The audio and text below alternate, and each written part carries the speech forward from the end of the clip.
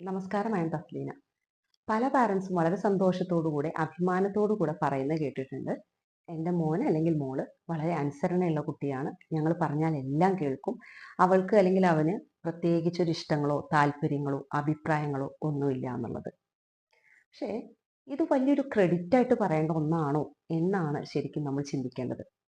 കാരണം നമ്മൾ പറയുന്നതെല്ലാം അതിൽ ശരിയുണ്ടോ തെറ്റുണ്ടോ അല്ലെങ്കിൽ ആ കുട്ടിക്ക് സ്യൂട്ടാണോ എന്നൊന്നും ചിന്തിക്കാതെ സ്വന്തമായിട്ടൊരു അഭിപ്രായമോ തീരുമാനമോ ഒന്നുമില്ലാതെ ഒരു കുട്ടി പറയുന്നതെല്ലാം കേട്ട് ഇസ് മൂളുമ്പോൾ അതാണ് പെർഫെക്റ്റ് എന്ന് ചിന്തിക്കുന്നത് ശരിക്കും ഒരു ന്യായമാണോ?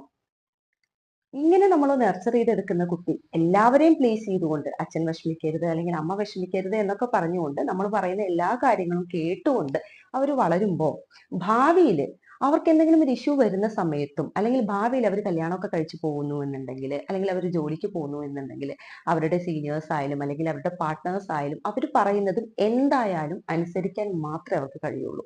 സോ ആ പാർട്ട്ണറോ അല്ലെങ്കിൽ അവരുടെ സീനിയേഴ്സോ അവരെ ഏതെങ്കിലും രീതിയിൽ മിസ്യൂസ് ചെയ്യുന്നുണ്ടെങ്കിലും അതിനെ എതിർക്കാനോ അതിനെ തിരിച്ച് റെസ്പോണ്ട് ചെയ്യാനോ അങ്ങനെയുള്ള സംഭവങ്ങൾ വരുന്ന സമയത്ത് സ്വന്തമായിട്ട് ഒരു അഭിപ്രായം പറയാനോ തീരുമാനം എടുക്കാനോ കഴിവില്ലാത്ത ഒരു ജനറേഷനെയാണ് നമ്മൾ വളർത്തിയെടുക്കുന്നത്. മെസ്സേജ് ഇത്രേ ഉള്ളൂ.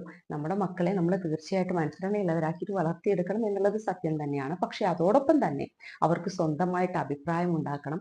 അതേപോലെ തന്നെ സ്വന്തമായിട്ട് തീരുമാനം എടുക്കാനുള്ള കഴിവുകളും നമ്മൾ ഉണ്ടാക്കിയെടുക്കണം. അല്ലെങ്കിൽ നമ്മുടെ അടുത്ത് നിന്നും അവർ പോയി കഴിയുമ്പോൾ സ്വന്തമായിട്ട് ജീവിക്കുന്ന ഒരു അവസ്ഥയിലേക്ക് എത്തുന്ന സമയത്ത് അവരുടെ ഭാവി അവർക്ക് വല്ലാതെ ബുദ്ധിമുട്ടിക്കുന്നതായിരിക്കും.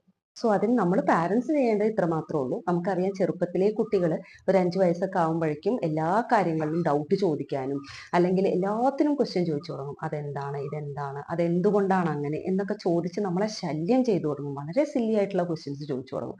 അപ്പൊ യൂഷ്വലി പല പാരന്റ്സും ആ ചോദ്യം ചോദിക്കുമ്പോഴേക്കും മിണ്ടാതിരിക്കുവോ എന്ന് ചോദിക്കും, അല്ലെങ്കിൽ അതിന് റെസ്പോണ്ട് ചെയ്യാതിരിക്കും. അപ്പോൾ അവർക്ക് ക്വസ്റ്റ്യൻ ചോദിക്കുക, ഡൗട്ട്സ് ചോദിക്കുക എന്നുള്ളതൊക്കെ വലിയൊരു തെറ്റാണ് എന്നുള്ള മാനസികാസ്ഥിതിയാണ് നമ്മൾ വളർത്തിയെടുക്കുന്നത്.